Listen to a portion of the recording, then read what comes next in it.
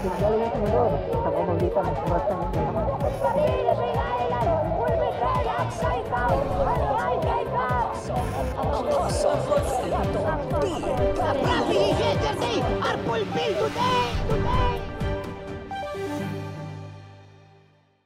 Napakalaki nga ng pag-ibig ng Diyos sa sangkatauhan mula noon, lalo na sa panahon ngayon.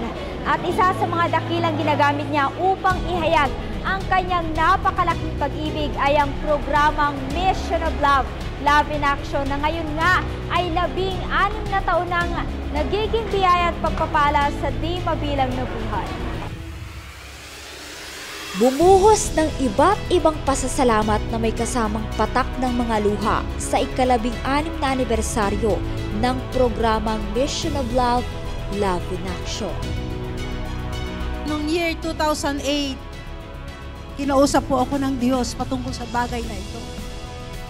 Hindi na po ako nagtanong, saan ako kukuha sa mga bagay na aking ibabahagi.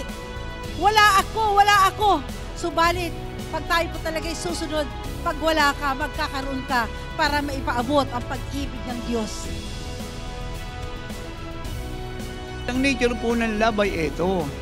Ang pag-ibig po lagi nagpapala.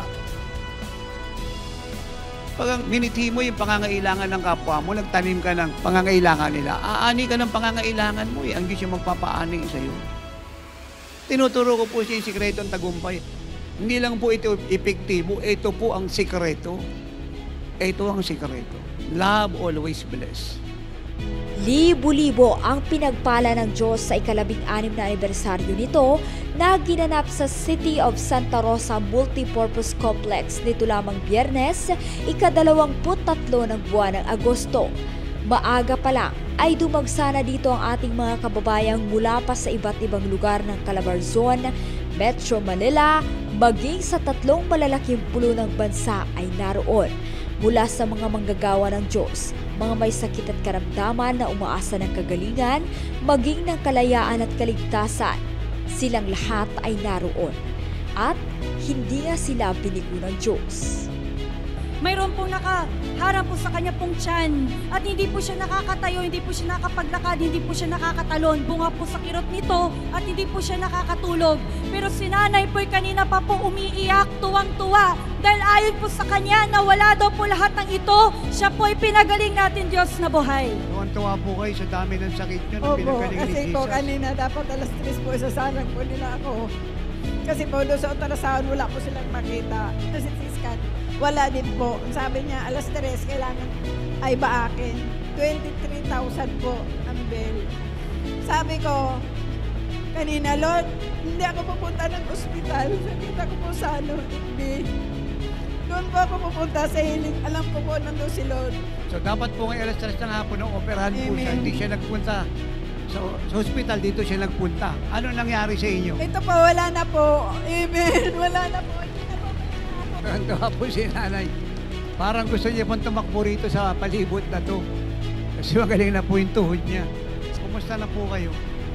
Okay na, wala na akong nararamdaman, malakas na ako. Nawala na yung sakit ng ulo ko, yung paghihilo, at yung lahat ng sakit na, masakit po yun sa taenga ko rin, sa ulo eh. Wala na po ako naramdaman. Naghahanap po kanina ng doktor, kayo pala yung doktor na, wala na yung ano. Thank you, Jesus. Do you hear that? Sa Pilipinas, naghahanap siya ng doktor si Jesus, yung na-encounter niya. Siya talaga yung dakilang manggagamot. Sa kanya ka pumunta, praise God. Yung mata niyo dati malabo. Ngayon maliwanag na. Maliwanag na. Nagalap na po, himala po, Santa Rosa, Laguna. Palakpakan po natin ng Diyos. Praise God. Yung tuhod yung masakit, hindi na. Okay na kayo. Maliwanag na mata nyo, magaling na tuhod nyo. Palakpakan po natin si Jesus. Hindi ma-explain ng doktor Si Asian. kung bakit siya gumaling. Sinunod po namin ang sabi niyo. Nung isang araw, lumabas yung result. Kahit doktor, mahirap po yung pagkuhan. Hindi na po siya magpapera. Do you see that? Do you see that? My God, God is so good. Thank you, Jesus.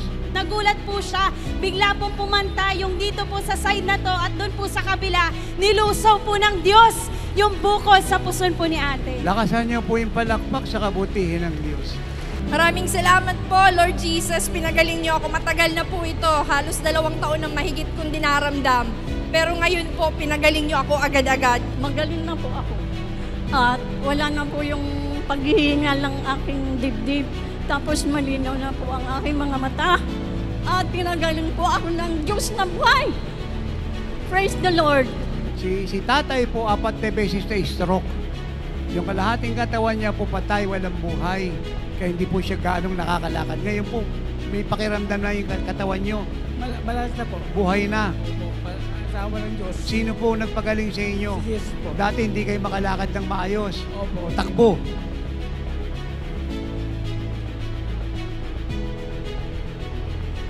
Ito po fatty liver, masakit po yung kanya pong sigmura. Ngayon, wala nang kirot. Naiyak si nanay.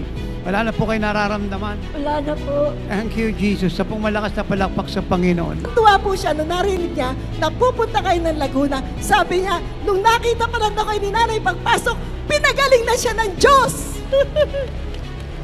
Woo!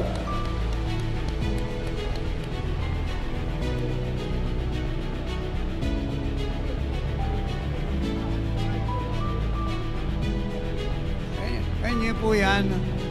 Talagang marami pong himala sa oras ng himala. At siya po, nakakatakbo na raw, wala na siyang rayuma eh. Kung hindi raw po, ako nagpunta rito, pupunta siya ng EDSA. Kita niya ang church. Ganyang kalaki po yung design na may karamdaman. Kahit malayo, gumaling lang, ipupunta. Kaya wala na trabaho yung mga albularyo. Si Cristo na po yung magagamot ng Pilipinas. Praise God. Matapos ang espiritual na pagpapala ay binisog naman ang ating mga kababayan sa pisikal sa pamamagitan ng mga biyayang kanilang natanggap sa pangunguna ng founder ng programa. Sako-sakong goods ang naibahagi sa libu-libong nakisa dito bilang sentro ng selebrasyon. Tunay na biyaya at pagpapala ang programa, mapabagyuman, lindol, putok ng bulkan, sunog, pandemya, at iba pang mga kalamidad o sakuna ay naroon nga ang programang hindi lamang tumutulong sa pinansyal at sa pisikal, kundi pati sa spiritual. Sa pangunguna ni Prophetess Elena G. Carillo at Apostle Renato D. Carillo ng Ministeryong Jesus is Our Shield Worldwide Ministries na mahigit dekada ng ginagawa ng ministeryo bilang pagtugon sa pinakamahalagang utos ng Diyos, ang ibigin ng ating kapwa hindi lamang sa salita, kundi sa gawa. Kaya naman, ito ay tinawag na Mission of Love, Love in Action. Kaya naman, congratulations to the founder and spiritual directress of this glorious program, the God-sent mighty deliverer, Prophetess Elena G. Carillo. And of course, to our beloved Apostle Renato D. Carillo for fulfilling the greatest commandments of the Lord, to love Him and to love our neighbor. Ito si Glyza Bariso para sa Victorious News. Walang kinikilingan, walang halong kasinungalingan, pawang kaligtasan lamang.